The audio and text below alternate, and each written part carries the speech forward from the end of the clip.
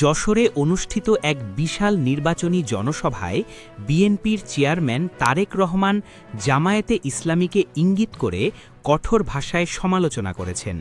তিনি অভিযোগ করেন, একটি দল ৫ আগস্টের পর থেকে পরিকল্পিতভাবে দেশের মা বোনদের তুচ্ছ-তাচ্ছিল্য করছে, তাদের সামাজিক মর্যাদা ক্ষুণ্ণ করার অপচেষ্টা চালাচ্ছে এবং নারীদের ঘরে বন্দী করে রাখার মানসিকতা বাস্তবায়নের চেষ্টা করছে।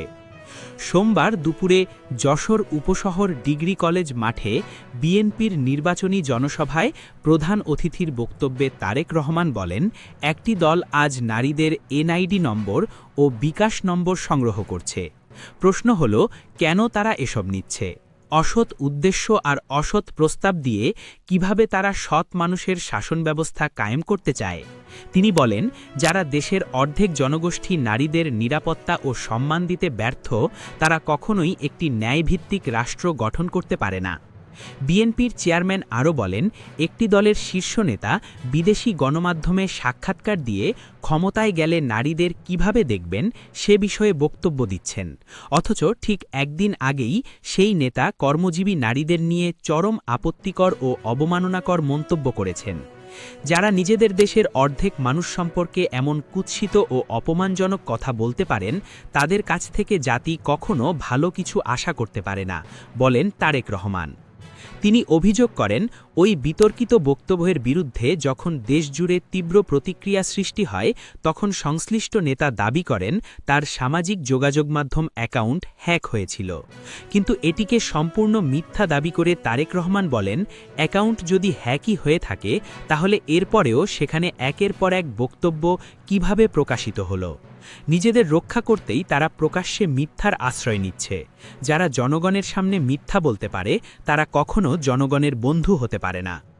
নারী উন্নয়ন প্রসঙ্গে বিএনপির অবদান তুলে ধরে তারেক রহমান বলেন, সাবেক প্রধানমন্ত্রী বেগম খালেদা জিয়া মেয়েদের শিক্ষা বিনামূল্যে করে দিয়ে নারীদের এগিয়ে যাওয়ার পথ সুগম করেছিলেন। বিএনপি আবার ক্ষমতায় এলে নারীদের আর্থসামাজিক নিরাপত্তা নিশ্চিত করতে ফ্যামিলি কার্ড ব্যবস্থা চালু করা হবে, যার মাধ্যমে সরাসরি মা বোনদের হাতে সহায়তা পৌঁছে দেওয়া হবে বলে তিনি প্রতিশ্রুতি দেন। নির্বাচন প্রসঙ্গে তারেক রহমান বলেন, বিগত সরকারের সময় যেভাবে আমিডামি নির্বাচন ও নিশিরাতের ভোটের মাধ্যমে জনগণের ভোটাধিকার কেড়ে নেওয়া হয়েছিল, আজ ঠিক সেভাবেই একটি দল নির্বাচনকে প্রশ্নবিদ্ধ ও বাধাগ্রস্ত করতে উঠে পড়ে লেগেছে। তিনি হুঁশিয়ারি দিয়ে বলেন, ভোট গণনার নামে কেউ যদি কোনো ধরনের কারচুপি বা সুযোগ নেওয়ার চেষ্টা করে, তবে জনগণকে সঙ্গে নিয়ে তা প্রতিহত করতে হবে।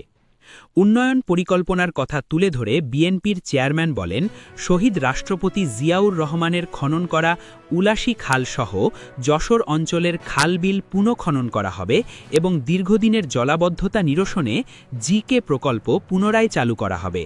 বিএনপি সরকার গঠন করলে সব উন্নয়ন প্রকল্প নেওয়া হবে সাধারণ মানুষের ভাগ্যের পরিবর্তনের জন্য, বলেন তিনি। ধর্মীয় সম্প্রীতির বিষয়ে তারেক রহমান বলেন, বিএনপি ক্ষমতায় গেলে মসজিদের ইমাম ও মুয়াজ্জিনদের পাশাপাশি অন্যান্য ধর্মের পুরোহিতদেরও রাষ্ট্রীয় সম্মানী দেওয়া হবে। হিন্দু, মুসলিম, বৌদ্ধ, খ্রিস্টান সব ধর্মের মানুষকে সঙ্গে নিয়েই বিএনপি বাংলাদেশ গড়তে চায়, বলেন তারেক রহমান। অর্থনৈতিক উন্নয়নের প্রতিশ্রুতি দিয়ে তারেক রহমান জানান, বিএনপি সরকার গঠন করলে যশোর অঞ্চলের ফুল বিদেশে রপ্তানির উদ্যোগ নেওয়া হবে এবং এ অঞ্চলের বন্ধ হয়ে যাওয়া চিনি শিল্পগুলো পুনরায় চালু করা হবে, যাতে কর্মসংস্থান সৃষ্টি হয় এবং স্থানীয় অর্থনীতি চাঙা হয়। জনসভায় বক্তৃতার এক পর্যায়ে যশোর কুষ্টিয়া অঞ্চলের ৭ জেলার ২২টি আসনের বিএনপি মনোনীত প্রার্থীদের হাতে ধানের শীষ প্রতীক তুলে দিয়ে তাদের বিজয়ী করার জন্য নেতাকর্মী ও সাধারণ মানুষের প্রতি আহ্বান জানান তারেক রহমান। জেলা বিএনপির সভাপতি অ্যাডভোকেট সৈয়দ সাবেরুল হক সাবুর সভাপতিত্বে অনুষ্ঠিত এই জনসভায় আরও বক্তব্য দেন বিএনপি চেয়ারম্যানের উপদেষ্টা সৈয়দ মেহেদী আহমেদ রুমি, বিএনপির ভাইস চেয়ারম্যান অ্যাডভোকেট নিতাই রায় চৌধুরী, প্রফেসর নার্গিস বেগম, ভারপ্রাপ্ত সাংগঠনিক সম্পাদক খুলনা বিভাগ অনিন্দ ইসলাম অমিত, কেন্দ্রীয় বিএনপির সহ ধর্ম বিষয়ক সম্পাদক অমলেন্দু দাস অপু, সহ তথ্য ও গবেষণা বিষয়ক সম্পাদক আমিরুজ্জামান খান শিমুল সহ খুলনা বিভাগের বিভিন্ন জেলার শীর্ষ নেতারা।